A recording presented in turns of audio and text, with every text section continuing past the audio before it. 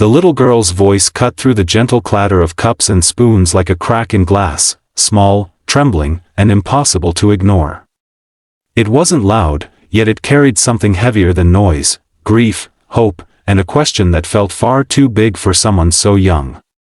The millionaire had been staring out the cafe window, watching sunlight spill across the street, when those words landed on his heart and refused to leave. If you believe in kindness, second chances, and small moments that change lives forever, please take a moment to like this video, share it with someone you love, comment your thoughts, and subscribe to Gentle Hearts. Your support helps stories like this reach people who need them most. The cafe was bright and warm, washed in late morning daylight that made everything look softer than it really was. Wooden tables glowed honey gold under the sun, and the smell of fresh coffee drifted through the air. Outside, the city moved quickly, but inside, time seemed to slow, except for Marcus Hale. He sat alone near the window, his tailored suit crisp, his watch worth more than most people's cars, yet his eyes were tired.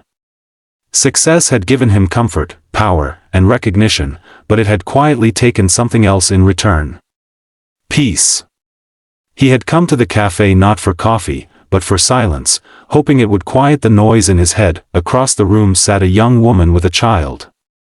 The woman's shoulders were slightly hunched, as if life itself had become too heavy to carry properly. Her clothes were clean but worn, the kind chosen for practicality rather than style. The little girl beside her couldn't have been more than 7. She had dark hair tied loosely with a faded ribbon and eyes too serious for her age. In her hands, she clutched a small stuffed rabbit, its ear torn and one button eye hanging by a thread. She kept rubbing the toy's head, as though afraid it might disappear. Marcus noticed them only in passing at first.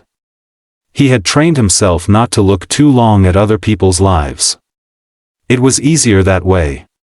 But something about the child's quiet focus kept pulling his attention back. She wasn't restless like most children. She wasn't asking for sweets or staring at a screen. She was simply holding that broken toy as if it were fragile glass. When the waitress walked away, the girl slipped off her chair and walked toward Marcus. Her steps were hesitant but determined, like someone gathering courage with every move. The woman, her mother, noticed too late. By the time she stood up, the girl was already there, standing beside Marcus's table, lifting the toy with both hands. "Mister, can you fix my toy? It was our last gift from Dad." The words hit Marcus harder than any business failure ever had. For a moment, he couldn't speak. He stared at the rabbit, then at the girl's face. Her eyes weren't begging. They were trusting.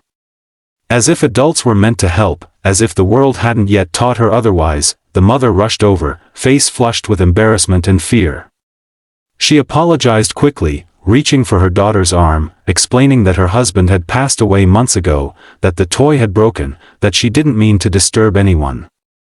Her voice shook, betraying exhaustion she probably tried to hide every day. Marcus raised a hand gently, stopping her. He surprised himself by doing so. He hadn't planned to get involved. He rarely did anymore.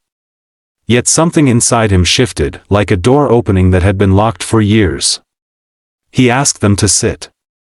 The mother hesitated, clearly uncomfortable being near someone who looked so important, but the girl smiled faintly and climbed back onto her chair. Marcus took the rabbit carefully.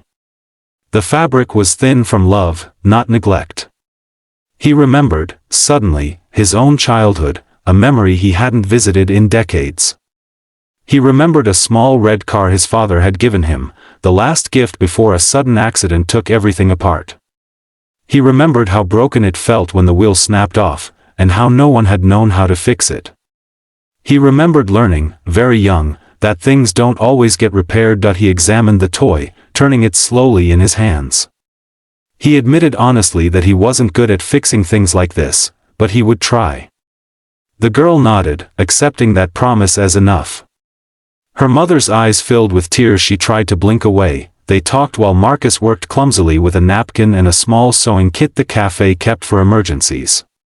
He learned the girl's name was Noor, and her mother's name was Samira. Samira spoke about working 2 jobs, about how Noor refused to sleep without the rabbit, about how it was the last thing her husband had bought with his final paycheck. Marcus listened, truly listened, for the first time in years. He wasn't checking his phone. He wasn't thinking about meetings or numbers. He was present. The stitching was uneven, and the button eye was far from perfect, but when Marcus handed the rabbit back, Noor's face lit up like the sun itself. She hugged the toy tightly, whispering thank you over and over. That smile, pure, unguarded, grateful, did something to Marcus's chest. It hurt. And it healed. Samira thanked him too, her voice steady now, though her eyes still shimmered.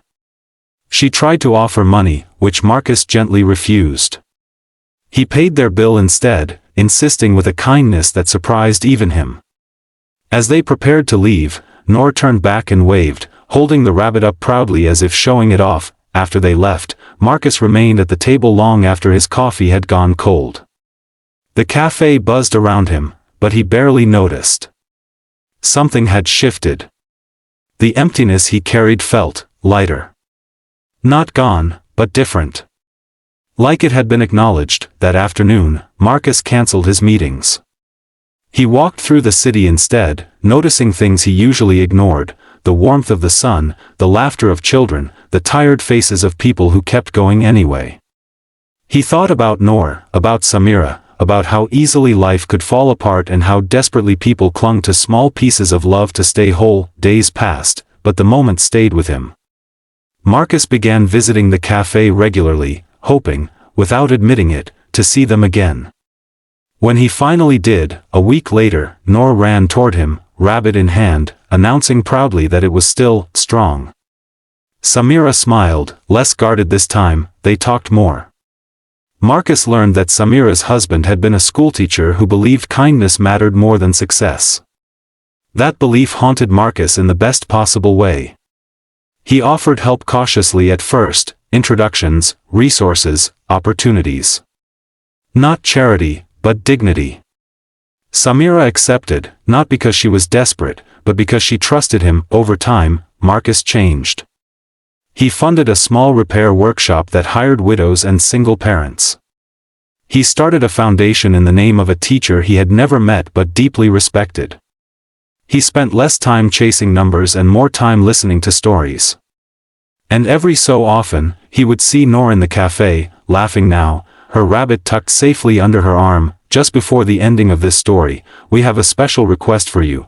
Please comment the word kindness below if you believe even the smallest act can change a life. Years later, Marcus would say that his greatest investment wasn't a company or a deal, but a moment in a sunlit cafe when a little girl trusted him with something broken.